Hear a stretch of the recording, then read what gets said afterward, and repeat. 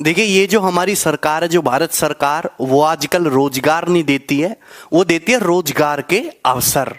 और अवसर वो ऐसे पटकते हैं, ये लो अवसर, ये लो अवसर, और अवसर अक्सर छूट जाते हैं, लोगों के पल्ले पड़ते नहीं हैं।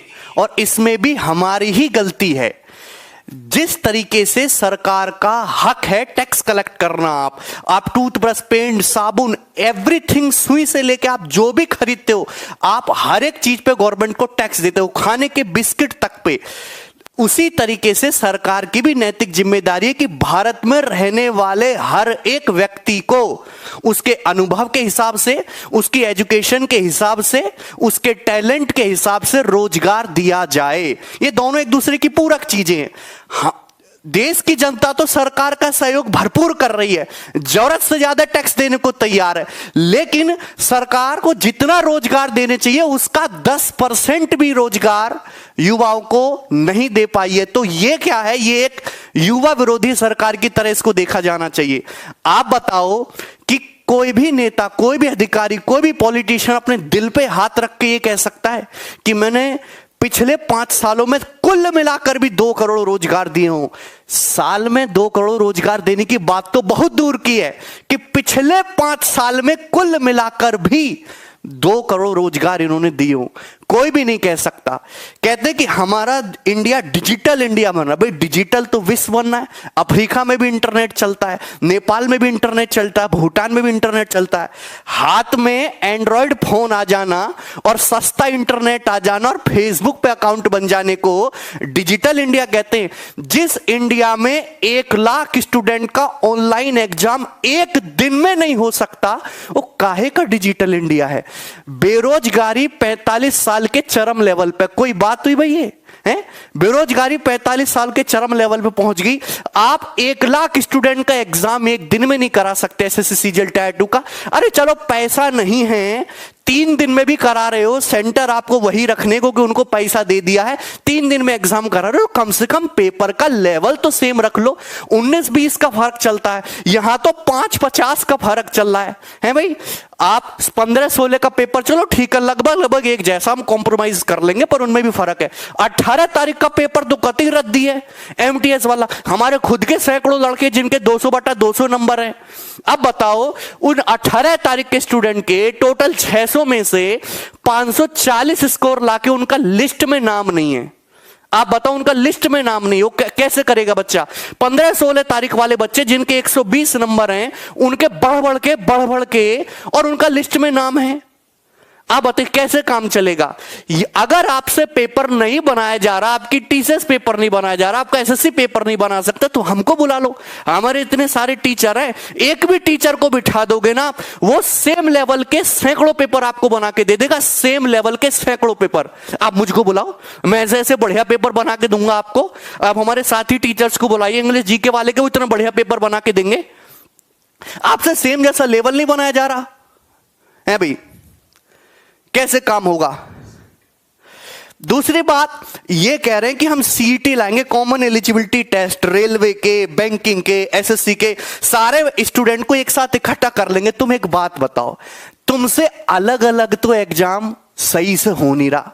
तुम्हारी इतनी क्षमता है क्या? वाकई में तुम्हारे अंदर इतनी ताकत है कि तुम सारे एग्जामों को एक साथ करवा पाओ?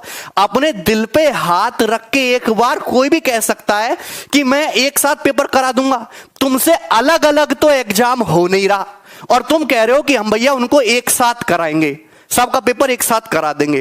भाई, तुम्हारे बस की नहीं है कुछ भी। आप बहुत अच्छे आदमी हो, आप बहुत अच्छा काम कर रहे हो देश में, बट एक बात माननी पड़ेगी, केवल एक बात मैं क्रिटिसाइज करूंगा कि आप युवाओं को रोजगार देने में पूरी तरीके से फ्लॉप रहे हो। कुली नंबर 1 फिल्म से भी ज्यादा फ्लॉप रहे हो आप युवाओं को रोजगार देने में। बाकी आपने कितने भी बढ़िया काम करे हो। अब देखिए, इसके 2 सॉल्यूशन है। या तो स्टूडेंट ये समझ ले कि हमें तो रोजगार चाहिए ही नहीं, हम भूखे मर लेंगे, जैसे वो लोग शादी ब्याह नहीं कर रहे हम भी नहीं करेंगे, और देश बाकी अच्छा आगे बढ़ता रहेगा। लेकिन यह भी नहीं छोड़ सकते क्योंकि बेरोजगारों की संख्या इतनी ज्यादा है, 20 करोड़ की तादाद में बेरोजगार है। भाई जिसका बिजनेस ठप हो गया है तो वो भी एक टाइप से बेरोजगार भी। अगर मैं केवल छात्रों की बात कर लूं, जो लोग ग्रेजुएट कर चुके, उन्होंने ग्रेजुएशन कर ली, तो किसी ना किसी टाइप का रोजगार तो वो भी डिजर्व करते हैं। सरकारी ना चाहिए, प्राइवेट दो। मैं थोड़ी ना कह रहा हूं कि सरकारी रोजगार दो, आप फैक्ट्री लगाओ, कंपनी लगाओ, प्राइवेट रोजगार दो, कुछ भी उनकी क्वालिफिकेशन के हिसाब से अच्छा वेतन, उनकी क्वालिफिकेशन के हिसाब से उनको रोजगार मिलना चाहिए। हमारा देश जो है वो एक विकासशील देश है, ठीक है भाई। यहां पे जो हमारे जो प्राइम मिनिस्टर, जो प्रधानमंत्री, उनका काम क्या है? वो हमारे देश में पीएम का एक ही मतलब है, policy maker, best policy maker और उसको इंप्लीमेंट करने वाला। लेकिन यहां पे हो चुका है बिल्कुल उलट। जो आदमी हमारे देश की बेरोजगारी दूर करे, गरीबी दूर करे, भुखमरी दूर करे, यहां की अर्थव्यवस्था को अच्छा करे, पर कैपिटा इनकम बढ़ाए, वो आदमी ही एक अच्छा लीडर और एक अच्छा पॉलिटिशियन है। सारे काम अच्छे हो रहे हैं, पर जो मेन मुद्दे थे, भुखमरी, बेरोजगारी और आपकी पर कैपिटा इनकम बढ़नी चाहिए, देश की अर्थव्यवस्था आगे बढ़नी चाहिए, ये सारे मुद्दे पूरी तरीके से फ्लॉप रहे। सारे मुद्दे पूरी तरीके से फ्लॉप हैं। ठीक है भाई। अगर मैं अपने हम इतनी दूर तक जाते ही नहीं। दूसरी बात, लोग कहते हैं कि सर आप इनको क्रिटिसाइज कर रहे हो, आप ये हो, कांग्रेसी हो, ये हो, वो। देखिए, किसी का विरोध करना जरूरी नहीं है कि दूसरे का समर्थन हो। मेरे हिसाब से तो दोनों ही एक जैसे हैं भाई, दोनों ही एक जैसे।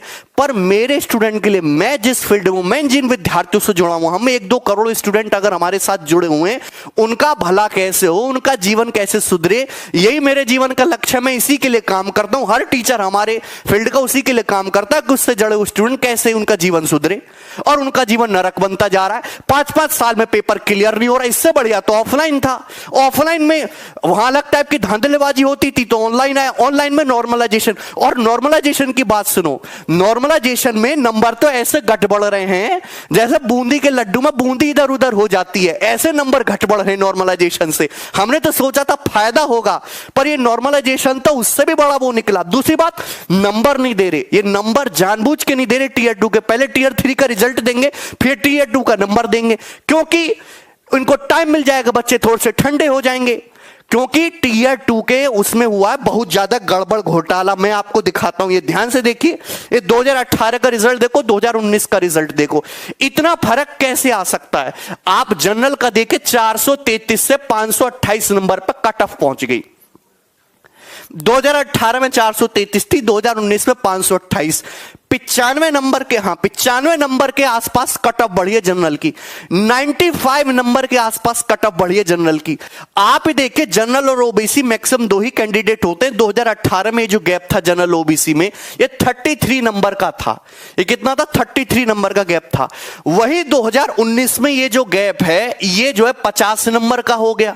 देखिए, आरक्षण एक बहुत जरूरी है। जो तबका गरीब है, पिछड़ा, उसको आरक्षण जरूर मिलना चाहिए। मैं खुद एक जनरल कैटेगरी से हूं, लेकिन मैं उसका सपोर्ट करता हूं। लेकिन इतना भी नहीं कि एक जनरल स्टूडेंट के विद्यार्थी को गुस्सा आने लगे, उसे अपना जनरल होने का अभिशाप लगने लगे। आपके जमाने में 50 नंबर का गैप कैसे जायज है?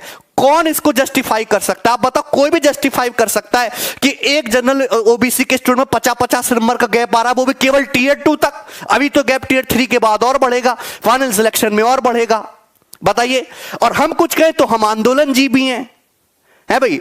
ये बेवजह के भड़का रहे हैं, देश आगे जा रहा, तरक्की कर रहा, देश खतरे में, निकाल दिया हमने, ये कर दिया और वो कर दिया। अरे सही लॉजिकल बातें करो यार, हैं।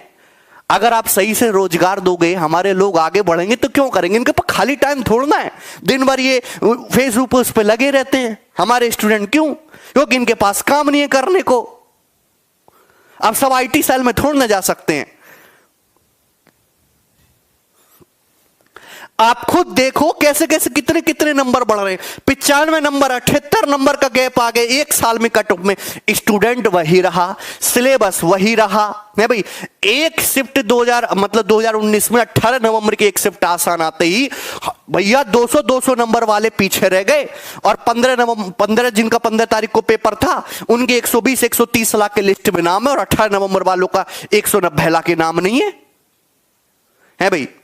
दूसरी बात कि ये जो है अब हमको करना पड़ेगा ट्विटर पे, इसके खिलाफ जो है कैंपेन करना पड़ेगा। और कैंपेन केवल एक बार करने से फायदा नहीं होगा। जिस दिन पेपर होने वाला हो, रिजल्ट आने वाला हो, जिस दिन आपके शिफ्ट शुरू होए, नोटिफिकेशन आए, हर एक दिन ट्विटर कैंपेन होना चाहिए और उनको टाइम टाइम पे याद दिलाते रहना चाहिए कि भैया अपनी व्यवस्था ठीक कर लो, अपनी व्यवस्था ठीक कर लो, है भाई।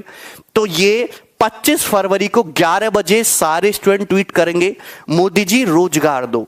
जिस तरीके से आप टैक्स लेते हो, इंडिया का सपोर्ट मांगते हो, आप आते हो रात को 8 बजे कि मुझे आप लोगों की जरूरत है, वैसे कभी एक बार इन बेरोजगारों से भी पूछ लो कि इन्हें किस चीज की जरूरत है, हैं? उम्र निकलती जा रही है, इनकी नौकरी नहीं, 10 पैसा इन्होंने नहीं कमाया आज तक, घर वाले इनको गाली देते हैं, बताइए। और इससे पहले जो इंपॉर्टेंट बात है कि ये सीजीएल 19 के मार्क्स तक देने को तैयार नहीं है, 2018 का फाइनल रिजल्ट देने को तैयार नहीं है। 18, 19, 20 3 साल चलेंगे, अब तक फाइनल रिजल्ट नहीं है, पता नहीं कब जाके ज्वाइनिंग देंगे। उससे पहले 23 फरवरी को 11 बजे हैशटैग सीजीएल 19 मार्क्स, सीजीएल 19 के मार्क्स जो हैं वो आए, इसके लिए आप लोगों को ट्विटर कैंपेन करना, क्योंकि हमारे पास जो है इसके अलावा और कोई रास्ता है नहीं। और ये लोग सुनते भी इसलिए नहीं है क्योंकि उन्होंने कभी इस टाइप का माहौल देखा नहीं। इनके लड़के जो है बढ़िया विदेशों में पढ़ते हैं, बढ़िया मर्सिडीज गाड़ी में घूमते हैं, ऐश करते हैं। कभी इनको बोलो कि यार आप एक बार जाके मुखर्जी नगर में रहो, वहां वो सूखी दाल खाओ, 3 दिन पुराना रखा हुआ आटे की रोटी खाओ, तब जाके इनको पता चले। है उधार मांग मांग के किराया दो आप अपना, भूखे सो किसी दिन, बताओ, तब तो इनको समझ में भी आए। इन्होंने खुद उस टाइप का स्ट्रगल देखा नहीं है, इस टाइप से उनको आपके प्रति इतनी फीलिंग्स भी नहीं है। और ये आपको बतानी पड़ेगी, अपना दुख दर्द समझाओ, बार बार इनको याद दिलाते रहो। केवल 25-23 तारीख को नहीं, हमेशा हर दिन, जिस दिन एग्जाम से रिलेटेड कुछ भी बात हो, आपको ट्विटर पे अपनी आवाज उठानी। बस इतना ही मैं कहना चाहता था आप लोगों से। धन्यवाद। सब लोग एक साथ रहें, जुड़ कर रहें, अपने टीचर्स को भी सपोर्ट करें, क्योंकि टीचर सब धर ले जाएंगे एक दिन। मजाक नहीं कर रहा, सारे टीचर धर ले जाएंगे एक दिन कि तुम बड़ा बोल रहे हो, उठा लेंगे तुम्हें, इन सज्जन को बहुत तकलीफ हो रही है सरकार से, हैं? और तब उस दिन हमें तुम लोगों की जरूरत पड़ेगी और आप भाग गए तो फिर भैया सरकार जीत जाएगी। कुछ नहीं होने वाला, रहते ना जिंदगी भर बेरोजगार। I am 60 year old, I am बेरोजगार, जय मोदी करना। ठीक है, चलिए बाय। ठीक है, हाँ, ट्विटर पे आप लोग फॉलो करिए हमको, डिस्क्रिप्शन में लिंक है, मैं ट्वीट करूंगा, आप उसको रीट्वीट कर